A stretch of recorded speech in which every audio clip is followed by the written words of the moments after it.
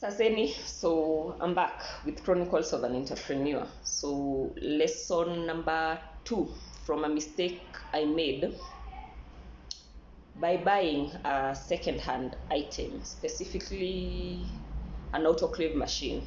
An autoclave machine is a machine we use to sterilize our surgical instrument and gauze that are used on patients to make sure that we don't cause infections on that patient. So yeah, I made a mistake by buying a second hand of that, and it cost me, because first of all, this autoclave had a history. Ilikuwa na breakdowns in the past, which I really didn't know the extent of until it started breaking down on me, and now it was costing me in repairs, and eventually I had to get a new one.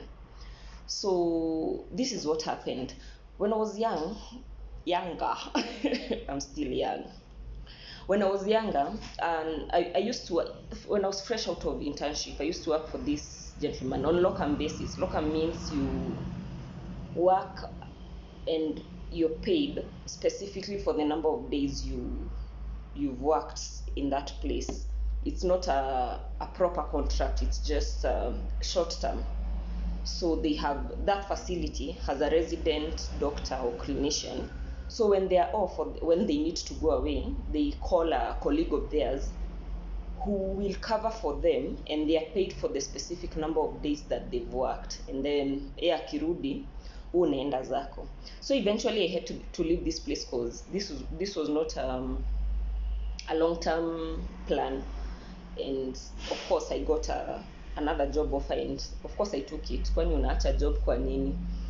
So years later, when I'm a big girl, I want to start business, I hit up my former employer. I asked him, you still have that microwave? I had information that he had closed down the clinic, so I wanted to know if he still had the microwave. Did I say a microwave? Autoclave. Sorry guys, an autoclave. So I had information that he had closed the facility, so I needed to figure out if there are things that I could take off of him at a cheaper price. Mukikuyu mimi. So it cost me because alinipatia discount, yes, but not such a good discount to actually cover for the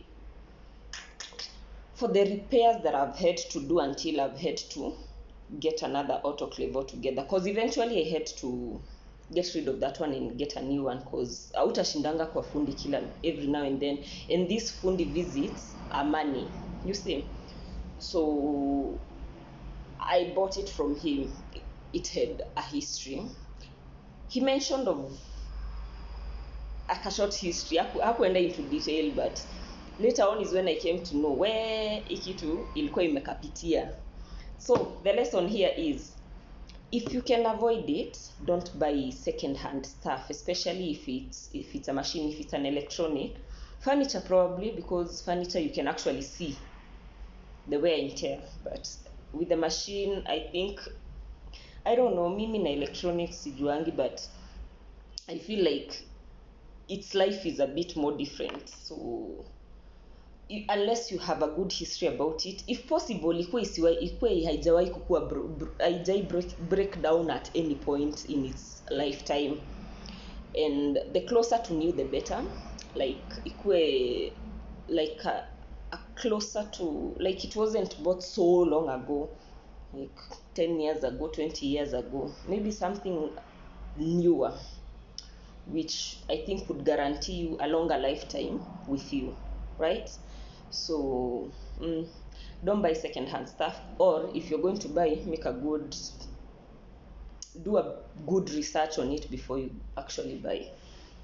See you next time.